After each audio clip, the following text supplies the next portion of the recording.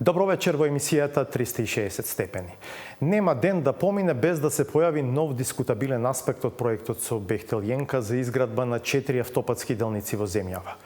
Премиерот најави дека ќе го прати договорот во јавното обвинителство, иако остана нејасно во каква процедура планира да го направи тоа, бидејќи ниту легислативата, ниту праксата познаваат нешто такво.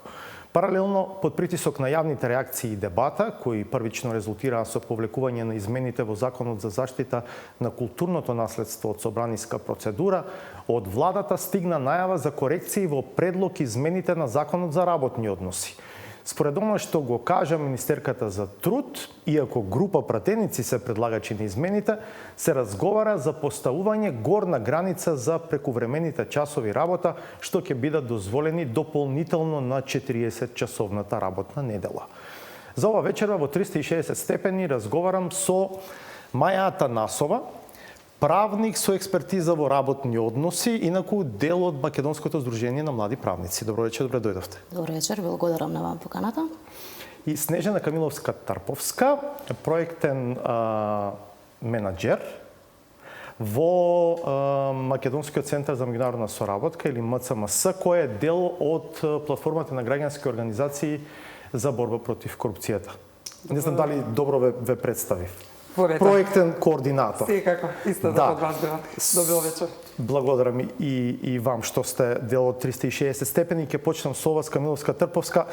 Дали ви е јасно како премиерот навистина планира, не знам дали во меѓувреме се случило такво нешто, да го достави договорот со Бехтел Јенка до јавното обвинителство? Па многу прашања се отвараат со оваа изјава, кои што навистина бараат потреба од поширока дебата, ја очигледно дека ги немаме одговорите. Идејата инаку е дека премиерот сака да го прати таму за јавното обвинителство да каже дека се е во редите и дека нема никаков проблем. Па на жалост не иде така процедурите и постапките не иде така. Во случајот потребно е јавното обвинителство да има отворено некаква предистражна постапка за да има потреба владата да достави било какви документи поврзани со било каков процес, конкретно во овој случај да го достави договорот до таму. Од тоа што ние го знаеме. Ако бидам малициозен, ќе кажам, можеби премиерот планира самиот на себе да си поднесе кривична пријава. Па така да го достави договорот. Се разбира, се шегувам. Да, видете, тука значи се постава прашањето што е во моментов започнато како постапка во моментов во јавното обвинителство. Од тоа што ние го знаеме во јавноста и тоа што беше изнесено е дека јавното обвинителство покрена предистражна постапка по допрен глас во однос на надзорот кој што договорот за надзор кој што се спроведе за договорот со Бехтел Јенка. Но дали тоа процедура ја опфаќа и оваа процедура што по редот на нештата не би требало да е така, бидејќи станува збор за засебен договор и засебни документација, предпоставката е дека во овој момент во јавното обвинителство нема започнато некаква предиспешна постапка. Точно. Тоа е следното, значи тоа што треба да следно да добиеме информација е што во моментов работи јавното обвинителство, за да ние можеме да знаеме кој е основот на кој што владата донесе одлука да се достави договорот до обвинителство и наредно дали и кога го доставила, бидејќи од тоа што се лиферуваше во јавност имаме различни податоци. Пред една недела првиот вице-премиер изјави дека договорот е веќе доставен до обвинителство. Сега имаме постапка во која што премиерот вели дека ќе се достави до обвинителство. Каде е вистината во средината, негде треба да го дознае јавноста. Уште едно прашање. Ние како редакција неколку дена поред прашуваме во владата поради различната терминологија и изјавите кои што се користат од владини представници, дали договорот е класифициран. Ако е класифициран, со кој степен е класифициран, бидејќи законот познава 4 степени на класификација. Ако не е, тогаш каков е статусот на договорот? Според кој закон, бидејќи нели владата ни рече дека тој ќе остане тајна за нашата јавност, но одговор немаме од владата. Најголемиот проблем е токму таа изјава и класифицираноста на договорот. Иако не знаеме формално правно дали е класифициран. Точно тоа што исто имавме првата изјава во однос на овој договор, во однос на класифицираноста на договорот, беше токму од вице-премиерот кој што директно рече дека никогаш тој нема да излезе во јавноста. Кој е основот за да не излезе во јавноста, не можеме да знаеме, ако имаме во предвид дека станува договор кој што има големи финансиски реперкусии врз буџетот на државата, односно врз буџетот на секој од нас граѓаните на оваа држава, и по самите нешта би требало и како да биде достапен за јавноста. Не риториката дека имало бизнис деловни тајни кои што и се потребни на Бехтел и Енка, сметам дека не се соодветни и дека не треба да бидат користени во оваа терминологија, од причина што ова е договор кој што треба, кој што и самата влада вели е за јавното добро, тоа е голема инфраструктурна капитална инвестиција. Од тука се поставува прашањето зошто имало потреба владата да класифицира било каков договор кој што е за јавното добро, за доброто на граѓаните. И како? Ако е толку голем благодетот од сето тоа, нели? Извинете, ама тука мораме да направиме една реторика на тоа дека државата очигледно дека не учи од своите грешки. Ние имавме во историјата, познаваме случај кога државата склучи договор во 4 очи за Синохидро, од кој што договор ние ги гледаме благодетите, нели под наводници кажано, каде го гледаме патот кој што не е изграден до Охрид. Ама поддржувачите на овој проект ќе ви кажат Бехтел не е Синохидро. Но тука не зборуваме за кој од другата страна. Не е битна кој е конзорциумот, која е компанијата која што ќе го гради. Битен е процесот и постапката, транспарентноста и отвореноста на постапката. И таму имаше договор кој што беше во понеповолна положба ја ставаше државата него приватниот субјект. Ние не знаеме дали тоа се случува и со овој договор и какви може да бидат идните реперкусии. Можеме да шпекулираме дали се позитивни или негативни, но не треба да се остануваме на шпекулација. Потребно е токму затоа да се види договорот за да бидеме, што би се рекло народски, на чисто, за што државата подпишала договор. Да. Маја Атанасова, Македонско здружение на млади правници, реков правничка која што се занимава со темата работни односи, а тие се меѓу другото во жижата, во фокусот на оваа јавна дебата во изминатите недели. Меѓу последните работи на таа тема што дојде како став од владата е изјавата на министерката за труд дадена на Телма. Таа најави дека разговараат со пратениците, бидејќи ако бидеме прецизни, група пратеници предложија измени на законот за работни односи во насока на поставување горна граница на прековремените часови работа, што ќе можат да ги работат работниците кои што ќе бидат ангажирани на овој проект. Инаку да подсетиме дека во предлог измените што се во собранинска процедура по скратена постапка, таков лимит нема. И практично лимитот е 24 часовното траење на денот. Ако можеме вака да го доведеме до апсурд сето ова. Да, тоа е веќе го носиме на тој начин во апсурд, затоа што сепак законот дава обврска дека мора да се почитуваат дневниот одмор, неделниот одмор, кој што министерката исто така во изјавата кажа дека би се почитувале дури со оваа горна граница.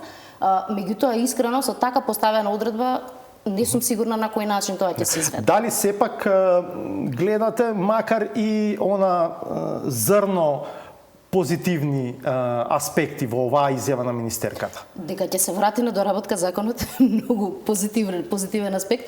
Оно што мене повторно ме плаши е дека ќе се утврдува нова горна граница.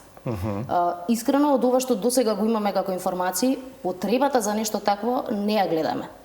Затоа што ние во законот имаме предвидена една горна граница која што изнесува 190 часа и кој што постои за сите други кои што се вклучени во процесот. За гледачите полесно да не следат. Работната недела трае 40 работни часа. Актуелниот закон дозволува над тоа 8 часа, максимум 8 часа прековремена работа.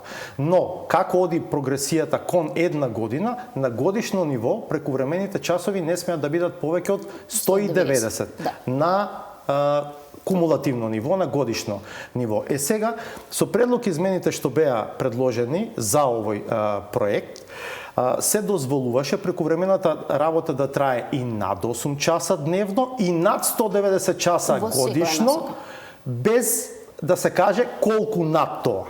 Да, без да се каже колку над тоа и без да се каже за која конкретно цел или за која конкретна активност. Што исто така е вториот проблем во целава ситуација. Сега зошто вие велите дека е проблем дури ова, дека ќе се поставува сега нова горна граница? Видете, нам законот ни се базира на веќе постоечки меѓународни документи, конвенции, утврдени меѓународни стандарди кои што го регулираат работното време. Кај нас уставот ги гарантира работничките права, а од друга страна законот за работни односи, кој што представува основниот закон на кој што се базираат работните односи, има утврдено, има проценето дека е доволно и соодветно работно време од 40 часа неделно, кое што дополнително може да има доколку се јави таква акутна потреба кај работодавачот за одредени, точно утврдени цели, кои што не може да траат неодредено, да дозволи и работа која што е прековремена. Аргументот што го користеа и властите и пратениците предлагачи на овие измени се дека ништо од ова нема да може да се случи без писмена согласност од работникот.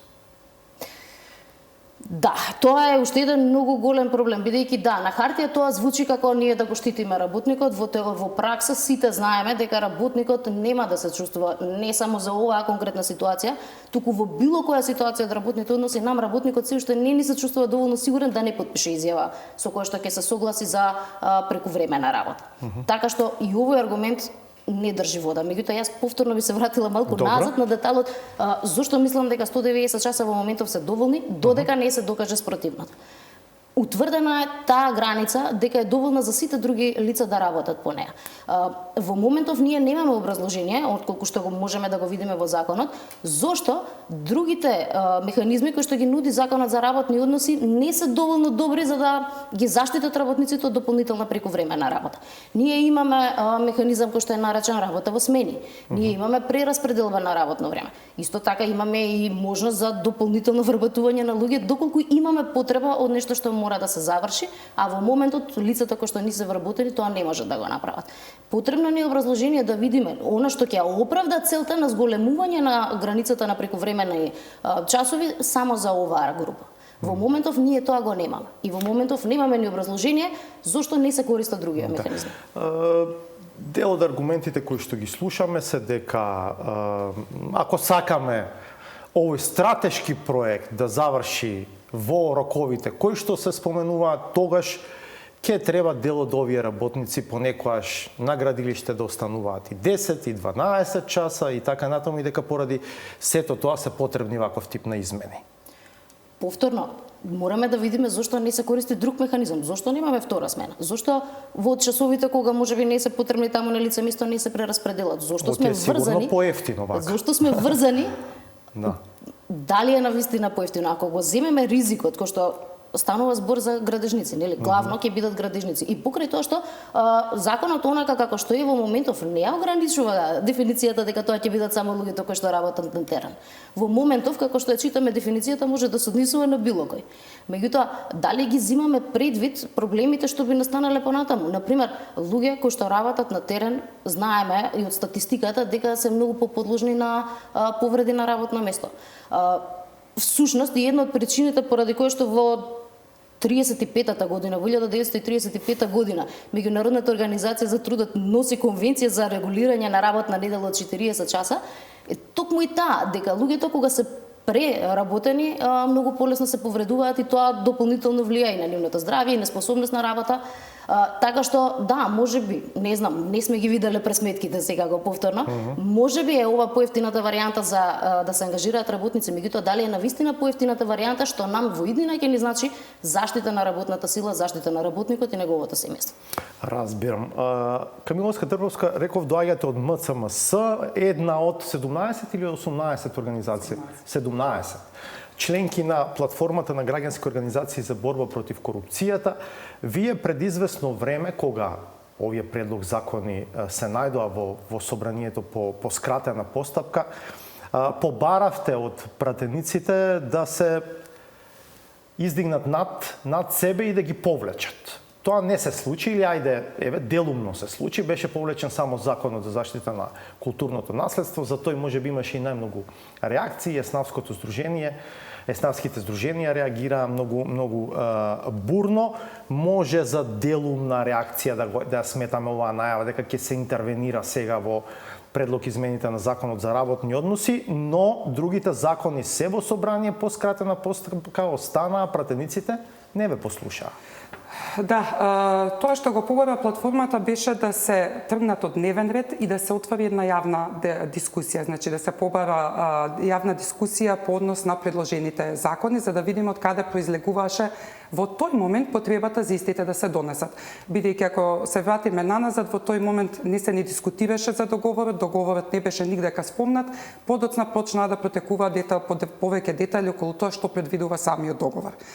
Тоа што платформата го бара е еден транспарентен и отчетен процес. Јасно ни е дека најголемиот дел од предлозите кои што доаѓаат во собрание доаѓаат од страна на владата.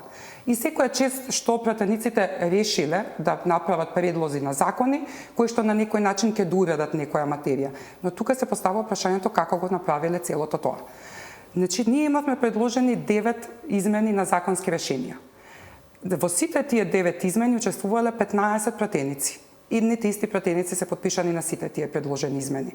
Се поставува прашањето како пратениците кои што не го виделе овој договор, за кој што е класифициран податок, дошле до идејата, до потребата да конципираат предлог измени на одредена законска регулатива и истата да ја дадат на разгледување од страна на собранието. Се поставува сега и дополнително прашање: дали некој од пратениците имал увид во договорот или пак работат по одредена директива? Ако имал, тоа било под маса, бидејќи официјално никој нема увид. Апсолутно, да не шпекулираме, но се поставуваат прашања кои што доведуваат да немаме соодветни одговори. Дополнително, тоа што се прави со одредени измени во законската регулатива, и не тоа само Законот за културно наследство, не е само Законот за работните односи, никаква експертска јавност не е консултирана во изработката на овие предлог законски решенија. Овие отварање на Пандорина кутија. Значи, ако ние сега имаме ставање во поповолна положба на еден инвеститор, еден приватен правен субјект со законски измени, каква е правната сигурност дека утре нема да се случи тоа за дузина други такви инвеститори, домашни или странски? Значи, ставањето самото во себе по поповолна положба на одреден правен субјект создава ризици од корупција. Не велиме корупција, туку велиме ризици од корупција. Токму затоа е битно да го видиме целокупниот процес транспарентно, за да можеме јавно и да дискутираме. А во однос на конкретните законски решенија и предложените законски решенија, се уште стои барањето дека расправата треба да биде јавна, дека треба да има јавна дебата и јавна дискусија по истите, а не да се носи во скратена постапка за потребите на реализација на договор кој што е класифициран. Да. Атанасова, веќе зборувавте за историски достигнатите цивилизацијски придобивки, за нешто што пред 90 години било како потреба, а сега се доведува во прашање. Деновија се споменува Европската социјална повелба, која што е на дополнување на Европската конвенција за човекови права во делот на економските и социјалните права, и се вели дека овие измени, кои што се уште формално се дел од собраниската процедура по скратена постапка на Законот за работни односи, одат контра Европската социјална повелба. Јас се обидов да го консултирам тој документ. Таму одредбите се прилично широко поставени, се зборува за некакви начални принципи. Сега, дали навистина ова оди контра Европската социјална повелба? Видете, која патем земјава ја нема целосно прифатено и ратификувано, туку има делови од неа прифатено и ратификувано. Повелбата, како и другите конвенции, е широк документ заради тоа што се однесува на различни земји, на различни стандарди. Да, таму навистина секако начала наброени одредени елементи, има голем опфат на работнички права, кои што вклучуваат и работно време. Таму работното време е дефинирано прилично широко за да одговара на конкретните ситуации, вели дека треба да биде тоа некаква разумна работно време во кое што работниците ќе можат да функционираат, меѓутоа кај нас тоа е веќе направено. Она што го спомнав претходно. Ако ние во 2005 година сме заклучиле дека разумното работно време за нашите потреби, за нашиот пазар е 40 работни часа, и имаме 190 часа дополнителна работа, односно прекувремена работа, не може одеднаш тоа сега да се промени и само за одредени ситуации да ние имаме дополнителна потреба од работа. Тоа значи дека ние на нашиот терен нешто немаме регулирано со тоа како го реализираме самиот пазар на трудот. Дали би го коментирале следниот аспект од опозицијата, конкретно подпредседателот на ВМРО-ДПМН Александар Николовски, излезе со изјава повикувајќи се на делови од законот, бидејќи нели опозицијата рече дека има увид во него, дека ќе објавува делови од него, па ја повика владата да демантира ако евентуално не е така. Во конкретниот случај рече дека согласно договорот од вкупниот број работници 30% ќе бидат домашни, а 70% странци. И при тоа вели, тоа значи дека премиерот лаже дека најмалку 51% ќе бидат домашни работници. Факт е дека ако го консултираме специјалниот закон донесен во 2021 година, кој што има едно долго име за утврдување на јавен интерес и номинирање на стратешки партнер, де факто е закон за овој проект со Бехтел и Јенка, во членот 11 кој што се однесува меѓу другото на вработени резиденти и странски работници, се вели дека стратешкиот партнер ќе користи најмалку 51% на локални ресурси. Сега не пишува работници, пишува на локални ресурси. Што значи локални ресурси? Ресурсите може да подразбира и работници, може, но меѓутоа дефинитивно тука не е затворена. Се што користиме, се може да се третира како ресурс. Од опрема, од експертиза, од сите елементи кои што се вклучени во процесот и не, навистина тоа сепак не значи само работници. Да, разбирам. Камиловска Трповска, за координатор не само за спроведувањето на овој проект, но и на овој, и тоа интересно за коридорот 8, не и за коридорот 10Д, беше назначен Артан Груби, прв вице-премиер и министер за политички систем. Сега имаше многу реакции поврзани со тоа негово именување, затоа што ресорот кој што го раководи нема допирни точки со ова, иако да, факт е дека Груби беше прв човек на така наречениот управувачки комитет преку кој што владата ја тераше постапката за да се стигне до договор со Бехтел и Јенка. Многу има спорни моменти во надлежноста кои што ги превзема владата во реализација на сите елементи од договорот, креирање на договорот, па понатаму и за реализација на истиот. Ке дојдеме и до координативната функција, но прво да одиме кон тоа дека владата со тоа што го потпише договорот се обврза дека ќе смени закони. Пред се владата не е надлежна да менува закони. Владата може да предложи измени на закони, но да се обврза дека ќе се направи измена на закони е нешто што излегува целосно. Дозволете тука сега да ја кажем владината верзија. Тоа е дека во договорот имало две варијанти.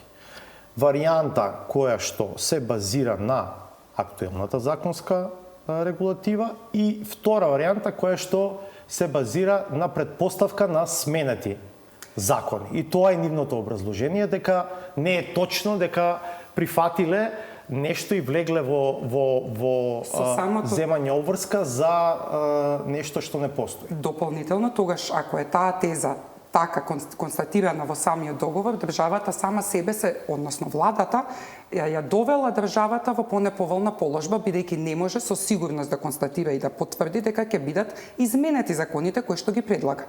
Со самото тоа излегува од рамки на својата надлежност. Единствен кој што може да смени закони во оваа држава е собранието и тоа е уставна категорија. Вториот спорен елемент е тоа дека се поставува за координативна функција лице кое што во рамки на своето министерство нема никаква надлежност поврзана со инфраструктурни И тука објаснувањето беше дека на вице-премиерите им се даваат такви координативни функции, дека од тука на Груби му е дадена ваква. И од тука наредното кое што би било логично да се постави прашање, тогаш која е улогата на Министерството за транспорт и врски во оваа држава?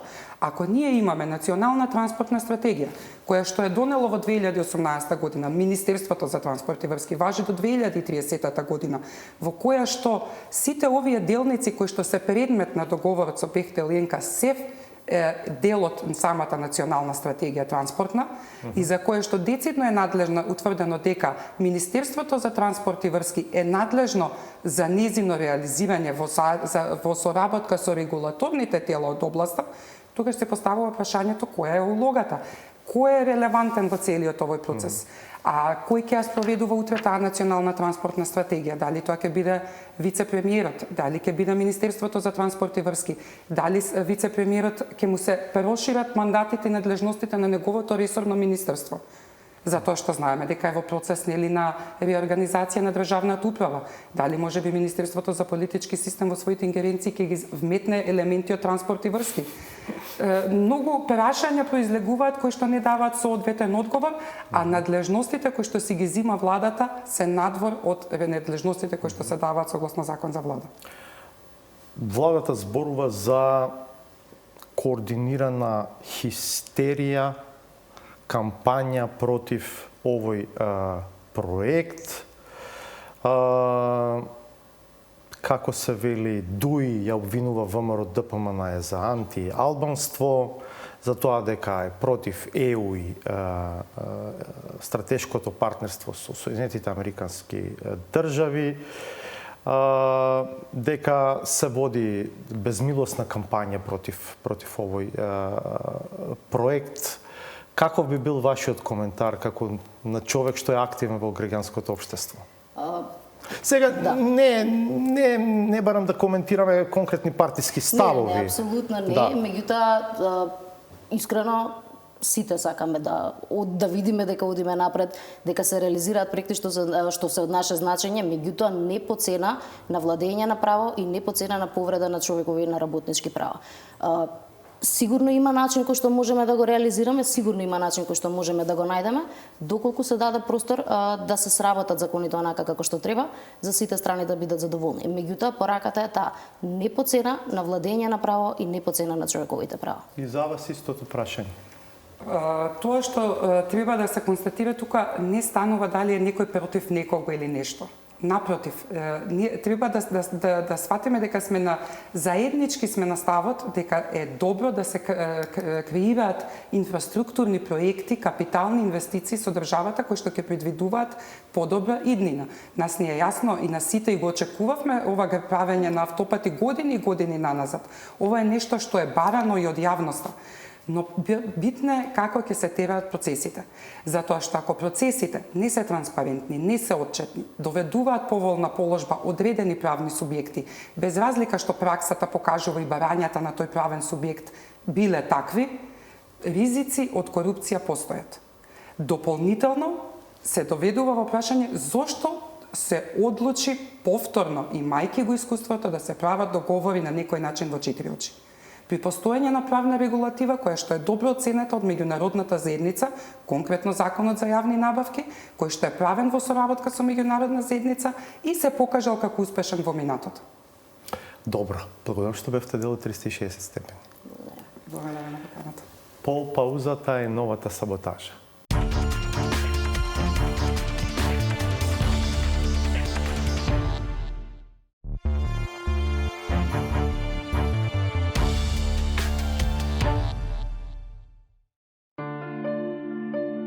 Изгледа дека поранешниот акламативно именуван војвода решил конечно да се откаже од титулата штом фрла чифтиња кон тие кои некогаш со овации го пречекуваа на своите комитски вечери.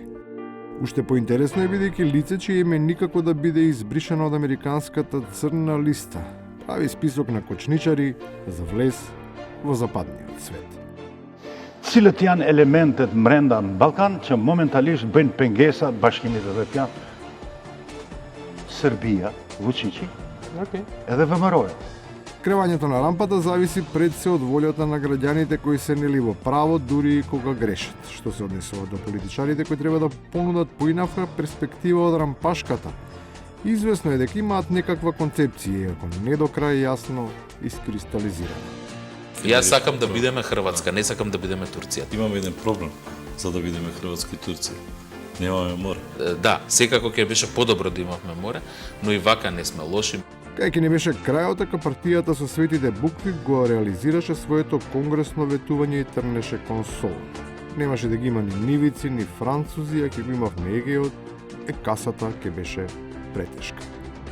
А во Преспанскиот договор се содржат многу пари кои отидоа, а тие не се пари ничи, тие се пари на наследниците на македонското древно минато. Ова што го кажувам, не има неколку занесеници во Македонија, па го зборуваат тоа. Ова го кажуваат врвните светски умови. Разликата е што таа информација не сме ја превеле, а сме превеле нешто друго. Кој знае што книги се читали уште повеќе како биле преведувани, но има персони кои уживаат да се пофалат дека во одредени сфери им нема рамни. Сепак имаат мал проблем. Како баш тоа да го покажат. Затоа што седиш на маса, со човек со 20 луѓе што веројатно во Македонија на најдобрите универзитетски професори не им се даваме на две теми. Тоа е британска историја И тоа е Па не е тоа британски спорно. политички Не е систем. спорно. Сега да ти објаснам. Ама како се државата? Како се Државата, држава? the Британија. United Kingdom of England, значи, Добро. значи, the United North Ireland. England, Scotland, Wales and North Ireland. Односно, Не правилно, идентитет. the United Kingdom of Great Britain and North Значи Wales. да прави разлика. And North Ireland. And North Ireland. Да, се извинувам. Може би знаењето дава сила и моќ, но ако има желба да се занимаваш со политика, тоа не само што не е битно, туку и не е пресудно. Важно е да ти се погоди, да ги имаш своите 5 минути, па од не важен лик да се градиш како бот скриен за тастатура и како награда, да ти се отвори некоја тешка врата. На секој штаб да има по еден, да ги организира 5-10 деца да пишуваат коментари. Тоа беше хаотично. И ја го направив системот. И така ми го даде од Куманово Бране. Знаеш ли како ги даваа луѓето? Комитетите. Кога бе, немаме ние за тоа Фейсбук никој, ај земи го овој, нема што да правиш штабот. Кога ти имаш тотален распад на вредности, он барем имал некоја средено објавувал, шерувал, се мотал по штаб, ете го направија пратеник. И на крајот за концепцијскиот судир меѓу таа лажна перцепција која виртуелно се креира и за тоа што се случува во реалноста. Она што се случуваше во секторот градежништво, сите го знаеме. И секако е некако јавна тајна, многу пари има во градежништво. За кого има пари во градежништво? За државата? Не, оплячкани се тие пари. Нека се љути колку сака пратеникот од СДСМ. Истото важеше и за пратениците од ВМРО ДПМН. Кој губи, веројатно има право да се луди. Само што кај нас не важи мудроста на Хераклит, па ништо не се менува. Постојано победуваат истите, а и редовни губитници константно се истите. Граѓаните. Тука завршуваме. Честит Рамазан Бајрам на сите што го слават. Ние повторно се гледаме в понеделник од 22:20. Пријатно.